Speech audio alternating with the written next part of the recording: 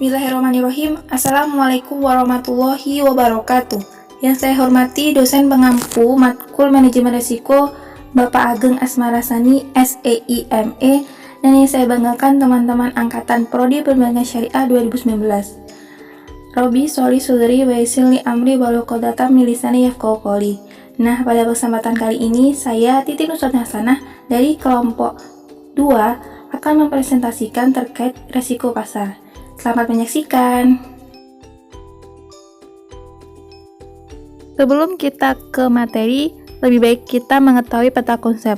Nah, peta konsep yang pertama, kita akan mempelajari tentang pengertian. Yang kedua, tentang perkembangan perekonomian dan perbankan. Yang ketiga, tentang peranan manajemen risiko pasar. Dan yang terakhir, tentang proses dari manajemen risiko pasar itu. Poin yang pertama yaitu pengertian dari risiko pasar. Risiko pasar merupakan kondisi yang dialami oleh suatu perusahaan yang disebabkan oleh perubahan kondisi dan situasi pasar di luar dari kendali perusahaan. Munculnya risiko pasar. Risiko pasar muncul karena adanya harga pasar yang bergerak dalam arah yang merugikan suatu perusahaan. Risiko pasar ini merupakan kondisi yang dialami oleh suatu perusahaan yang disebabkan oleh perubahan kondisi dan situasi pasar di luar dari kendali perusahaan.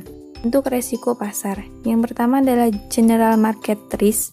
Ini adalah risiko pasar yang disebabkan oleh suatu kebijakan yang dilakukan oleh lembaga terkait, yang mana kebijakan tersebut mampu memberi pengaruh bagi seluruh sektor bisnis.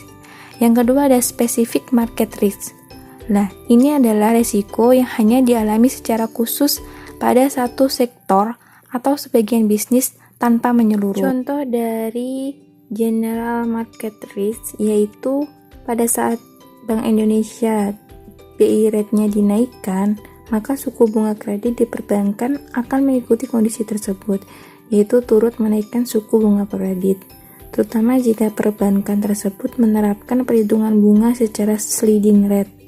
Nah, perhitungan berupa kredit secara sliding rate adalah perhitungan pada pembebanan bunga terhadap nilai pokok pinjaman akan mengalami penurunan dari setiap bulan ke bulan berikutnya, yang mana ini disesuaikan dengan menurunnya besar nilai dari pokok pinjaman sebagai efek dari adanya pembayaran cicilan pokok pinjaman yang dilakukan oleh seorang debitur.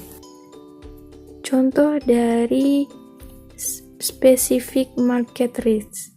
Nah, contohnya itu adalah pengumuman yang dikeluarkan oleh suatu lembaga penilai, di mana lembaga penilai tersebut memiliki reputasi yang baik dan diakui oleh publik, bahwa mereka mengumumkan misal PT ABC memiliki kinerja yang rendah dan memiliki utang yang besar, serta laporan yang dipublikasikan selama ini kepada publik tidak sesuai dengan sebenarnya, sehingga atas berita tersebut saham dan obligasi perusahaan tersebut langsung jatuh, dan jatuhnya saham serta obligasi perusahaan tersebut tidak diikuti oleh perusahaan lain. Risiko pasar umum ada 4, yaitu yang pertama risiko suku bunga. Risiko ini disebabkan oleh perubahan dari suku bunga. Yang kedua risiko nilai tukar. Risiko ini disebabkan oleh perubahan nilai tukar valuta asing atau perubahan harga emas. Yang ketiga risiko ekuitas. Nah, risiko ini terjadi karena perubahan harga saham. 4. Risiko komoditas. Risiko ini disebabkan karena adanya perubahan harga komoditas. Perkembangan perekonomian dan industri perbankan. Potensi keekonomi syariah sebagai motor baru bagi pertumbuhan ekonomi nasional dapat dilihat dari adanya daya tahan industri keuangan syariah sepanjang pandemi pada tahun 2020. Meski di tengah pandemi yang mengakibatkan stagnasi kegiatan ekonomi dan juga memicu kesulitan moneter yang terjadi pada tahun 2020, industri keuangan syariah dapat tumbuh hingga melampaui capaian industri keuangan konvensional.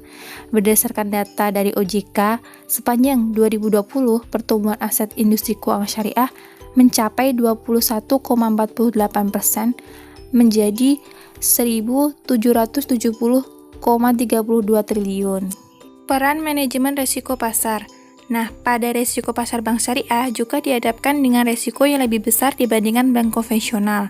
Seperti perubahan harga baik komoditas maupun nilai uang bagi bank konvensional tidak berdampak terlalu buruk, karena segala kontrak konvensional semuanya melakukan kredit atau hutang piutang dalam keadaan apapun, nasabah diwajibkan membayar kembali pinjamannya kepada bank. Berbeda dengan perbankan syariah yang menggunakan berbagai macam variasi akad pembiayaan yang sangat rentan dengan perubahan nilai pasar. Yang keempat yaitu proses manajemen risiko pasar. Prosesnya yang pertama melakukan pengawasan aktif oleh Dewan Komisaris dan Direksi. Yang kedua menetapkan kebijakan, prosedur, dan penetapan limit. Yang ketiga melakukan proses identifikasi, pengukuran, pemantauan, dan pengendalian risiko, serta sistem informasi manajemen risiko pasar. Dan yang terakhir, yang keempat, melakukan sistem pengendalian intern. Yang terakhir adalah kesimpulan. Yang pertama, risiko pasar merupakan kondisi yang dialami oleh suatu perusahaan yang disebabkan oleh adanya perubahan kondisi dan situasi pasar di luar dari kendali suatu perusahaan. Nah, bentuk risiko pasar itu ada dua, yaitu general market risk dan specific market risk. Nah, resiko umum ada 4, yaitu resiko suku bunga, resiko nilai tukar, resiko ekuitas, dan resiko komoditas. Nah, meski di tengah pandemi, industri keuangan syariah masih dapat tumbuh hingga melampaui capaian industri keuangan konvensional. Nah, peran manajemen risiko bank syariah juga lebih besar daripada peran manajemen bank konvensional. Nah, proses manajemen risiko pasar ada 4 yang telah dijelaskan pada slide sebelumnya. Terima kasih untuk segala perhatiannya. Apabila ada salah kata, saya minta maaf. Wassalamualaikum warahmatullahi wabarakatuh.